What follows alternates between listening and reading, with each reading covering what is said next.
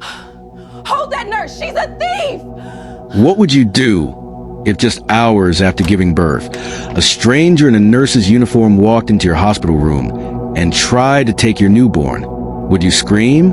Would you fight? Or would you freeze? Leave your honest comments on the comment section. Tonight, you'll hear a true story that still gives me chills. A story of betrayal, obsession, and a night in a maternity ward that turned into a nightmare. It was a cold evening. The fluorescent lights of the city hospital flickered slightly, casting strange shadows on the walls. My newborn, my bundle of joy, slept peacefully in a white cot next to my bed. I should have been resting too, but something about that night felt off. Hours after I delivered my baby, I was alone in the maternity ward. My husband had gone home to pick something up. My sister had stepped out to find food. She hadn't eaten all evening. The nurses who had attended to me earlier were nowhere in sight. The room was dim and quiet. The only sound was the soft breathing of my newborn, sleeping peacefully in a cot beside my bed. I closed my eyes, trying to get some rest, when I suddenly heard the door creak open. I thought it was one of the nurses, but when I opened my eyes just slightly, I saw her, a tall, plump woman in a nurse's uniform. A nose mask covered most of her face, and the way she moved immediately unsettled me. She walked slowly, carefully, as though she didn't want to be noticed. I froze, pretending to be asleep, my heart pounding in my chest. She crept closer to my baby's cot, bent over, and gently lifted my child into her arms. She turned, heading for the door, and that was when I snapped my eyes open and bolted upright. "Where are you taking my baby to?" I asked, my voice trembling. She jolted. Even though she tried to hide it, I saw her hands tremble. Then she gave a low, nervous chuckle. The baby? We need to take her weight." "I mean, his weight?" she stammered. My heart sank. Something wasn't right. I remembered clearly. One of the other nurses had already taken my baby's weight earlier in the evening. Why would they need to do it again? "Give me my baby," I demanded, trying to get off the bed despite the pain shooting through my body. For a moment, she hesitated, then reluctantly stepped forward and placed the baby back into my arms. Without another word, she turned and hurried toward the exit. But as fate would have it, the moment she reached the doorway, she bumped directly into my sister, who had just returned with food.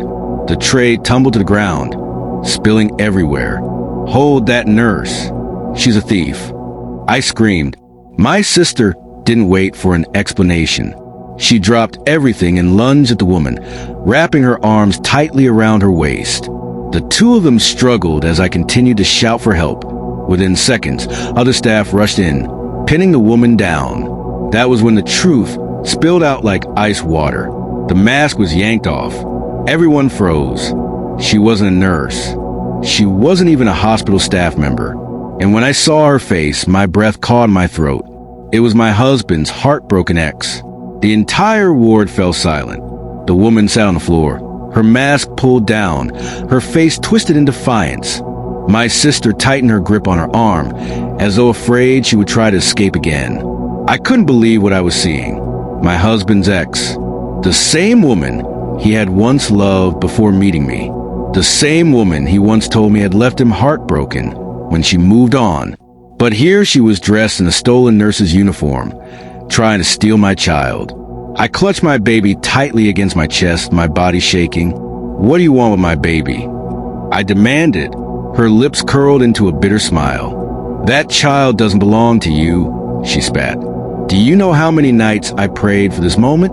How many nights I begged him to stay with me?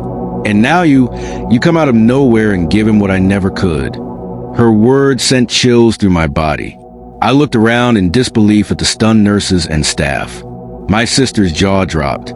"You're insane," my sister hissed. But the woman only laughed bitterly. "You think he loves you?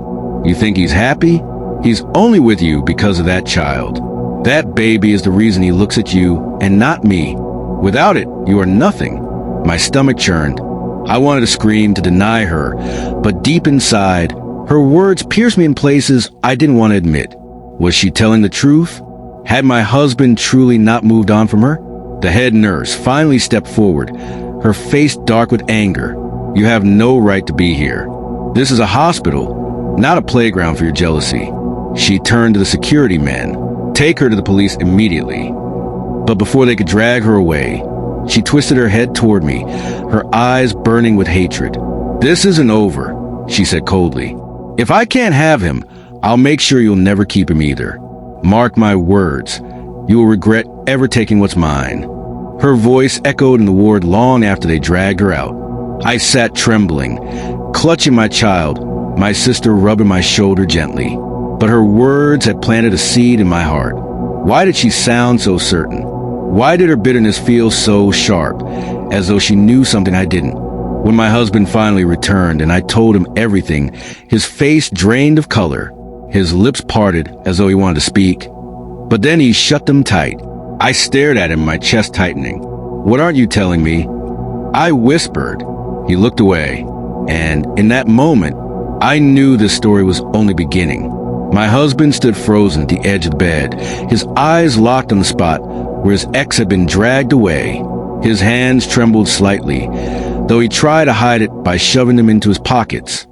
I kept staring at him, waiting, begging for an explanation. Why was she here? Why would she do this? What aren't you telling me? He swallowed hard, his jaw clenched. "She's just bitter. She can't stand to see me move on. That's all." But I wasn't convinced. His eyes wouldn't meet mine.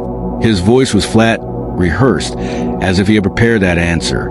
My sister, who had been quietly watching, crossed her arms. "No," she said firmly. "That woman wasn't just being bitter. She came prepared. She dressed as a nurse. She waited until you left the ward. She wasn't here to throw insults. She came to take the baby. That's more than heartbreak, and you know it." My husband's face darkened, his lips pressed tightly together. For a long moment, no one spoke. Finally, he muttered, She wanted a child with me once. We tried, for years, but it never happened. She thought something was wrong with her, but when I moved on and you got pregnant, I guess it broke her." The explanation seemed reasonable, yet something in his tone made my skin crawl. He wasn't telling me everything. That night, after the ward had quieted down, I lay awake, my baby in the cot beside me. My husband sat by the window, his face hidden in shadow. My sister was asleep on a chair. I whispered, "Tell me the truth, please. I need to know." For the first time, he turned to look at me, his eyes heavy, haunted. "There was a time," he began slowly, "when I thought she was the one I'd spend the rest of my life with. We were engaged. She wanted children more than anything. But when years passed without one, she changed. She became desperate, angry. She even went to places she shouldn't have gone. Her family warned her, but she refused to listen." I frowned. "What do you mean?" He hesitated, then lowered his voice. "She went to spiritualists, people who promised her a child at any cost. She performed rituals I didn't understand, strange sacrifices. When I tried to leave, she threatened me. She said if she couldn't give me a child, then no woman would." A cold shiver ran down my spine. My mind raced back to her final words in the ward. "If I can't have him, you'll never keep him either." I hugged my baby tightly, fear prickling through my veins. "Why didn't you tell me this before?" I whispered, his face tightened with guilt. "Because I thought it was over. I thought she had moved on. But now..." Seeing her here tonight, his voice trailed off, heavy with dread. I stared at him in disbelief. My husband hadn't just brought me into his new life. He had brought me into the shadows of his old one, and worse, into the crosshairs of a woman who seemed willing to do anything, even steal an innocent child. At that moment, the ward lights flickered. The air grew strangely cold. My baby stirred in the cot, letting out a faint cry, and for the first time since I gave birth, I wondered if we were truly safe. The days after the hospital incident should have brought peace, but instead, they brought shadows. I couldn't shake the memory of her eyes, burning with hatred, but also something else. Desperation, madness. We were discharged, and my husband tried to act as though everything was normal. He smiled at neighbors, carried the baby's bag into the house, and kissed me gently on the forehead as though to reassure me. But at night, I caught him staring off into space, his jaw clenched, his hands restless. My sister refused to leave me alone, sensing what I already feared, that this wasn't over. And she was right. The first sign came 3 nights later. The baby's cradle was rocking, slowly, when neither of us had touched it. My sister was the first to notice. She rushed forward, thinking maybe a breeze from the window had moved it, but the window was tightly shut. Then, on the 4th night, a folded paper was slipped under our door. My sister found it at dawn. No name, no address, just a single sentence scrawled in shaky handwriting. A child that belongs to me cannot live in another woman's arms. I froze when I read it. My husband snatched it from my hands, tore it up quickly, and threw the pieces into the trash.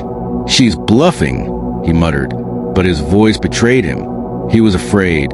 And then the phone calls began. Silent calls, always at midnight. Each time I picked up, I could hear faint breathing, then the click of disconnection. One night, I forced my husband to answer. He pressed the phone to his ear, his eyes widening slowly. His lips trembled. When he hung up, I demanded to know what she had said. He whispered. She told me the rituals aren't finished, that the baby was supposed to be hers. The room spun. My chest tightened. What does she mean, supposed to be hers? He buried his face in his hands. "I told you," she went to people who promised her a child. "She confessed to me once that she made a vow, that if she couldn't conceive naturally, then the first child I had, no matter with whom, would be hers by right." I gasped, clutching the baby to my chest. My sister let out a sharp cry of disbelief. That night, I didn't sleep. Every creak in the house, every sound of the wind, every distant bark of a dog made me jump. I held my baby so tightly I feared I would hurt her. But deep down, I knew the truth. This woman wasn't bluffing. She wasn't just jealous. She believed the child in my arms belonged to her. And she wasn't going to stop until she had her. The tension in our home became unbearable. My sister barely slept, always listening for her footsteps outside. My husband avoided my eyes, as though his silence could erase the past. And me?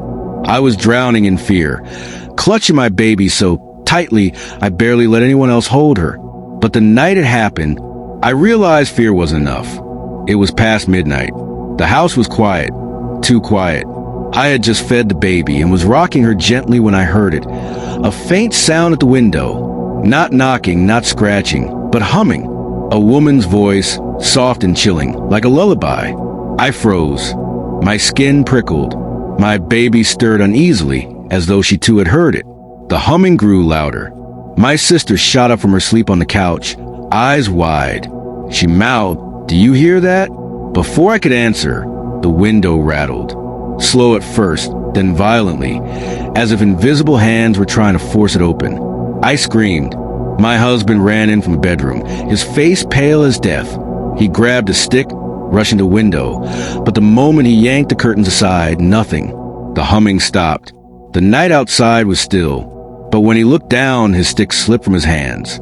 Lying on the window sill was a red scarf, torn, dirty, and I recognized it instantly. It was hers. The same scarf I had seen her wear on the day she visited my husband at his office long before I gave birth. The same scarf she once tied around her hair whenever she came to their old house. I snatched the baby into my arms, my legs trembling so badly I thought they would give way. My sister backed away, whispering a prayer under her breath. But the terror didn't end there. Later that night, when the house had finally calmed down, my baby began to cry again. I rushed to soothe her, but when I leaned into the cradle, my blood ran cold. There, tucked under the baby's blanket, was another piece of folded paper. No one in the house had placed it there. With shaking hands, I opened it. "Soon, she will cry for me. Soon, she will call me mother." The note slipped from my fingers. My vision blurred with tears. My sister screamed and grabbed the baby out of the cradle, holding her close. And at that moment, I realized something horrifying. This wasn't just obsession. This was something darker, something beyond the natural. She wasn't coming for my husband anymore. She was coming for my baby. By dawn, the entire house felt like a cage of fear. None of us had slept after finding that note. My sister clutched the baby through the night, rocking her while whispering prayers. My husband sat at the edge of the bed, his face buried in his palms. When the first rays of sunlight crept in, I finally broke the silence. We can't keep living like this. We need help. Real help. My sister nodded instantly. This isn't just a jealous ex anymore. This is spiritual. She's using things we don't understand. For the first time, my husband didn't argue. He simply stood up, grabbed his phone, and called a name I didn't recognize. That afternoon, an elderly man arrived at our house.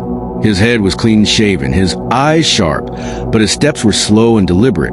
My husband introduced him as Uncle Daniel, a distant relative from the village who had dealt with spiritual matters before. The old man didn't waste time. He asked to see the notes. We brought out the torn pieces we had kept. He studied them for a long while before sighing deeply. This handwriting, he said quietly, was written under influence. She isn't just writing from jealousy. She is bound by a vow that ties her spirit to the child. My heart nearly stopped. What do you mean, ties her spirit to my baby? Uncle Daniel raised his eyes to mine. Your husband is not telling you everything. I turned sharply toward my husband, my chest tightening. He shifted uneasily, avoiding my gaze. Tell me. I whispered, tell me now. He exhaled shakily. Years ago, she took me to a shrine. She said it was to pray for children. The priest told her that if she made a vow, it would open her womb. I didn't know what she promised. I swear I didn't. But after that day, she became more desperate. And when nothing happened, she started to hate me. Uncle Daniel shook his head. She promised the first child that would ever come from your bloodline, not just hers. Any woman who bore your child would owe her. And now she has come to collect. My knees gave way. My sister caught me before I collapsed to the floor. The room fell into a heavy silence, broken only by the sound of my baby's soft cries. Uncle Daniel's voice was grim. She has already begun the rituals. The scarf, the notes, the humming, those are signs of invocation. She is calling the child's spirit toward her. If nothing is done, one night, the child may stop breathing in your arms and wake up in hers.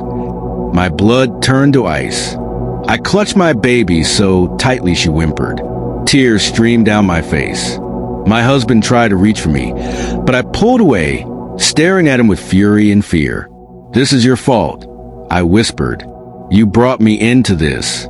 You brought her into this. Uncle Daniel stood. Blame can wait. Right now, we must act.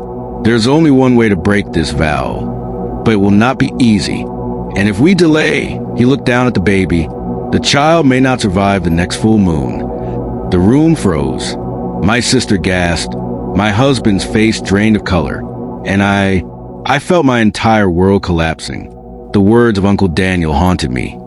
If we delay, the child may not survive the next full moon. I barely slept. My baby's tiny breast became my only comfort, and each time she cried, my heart seized in fear, terrified that one cry might be her last.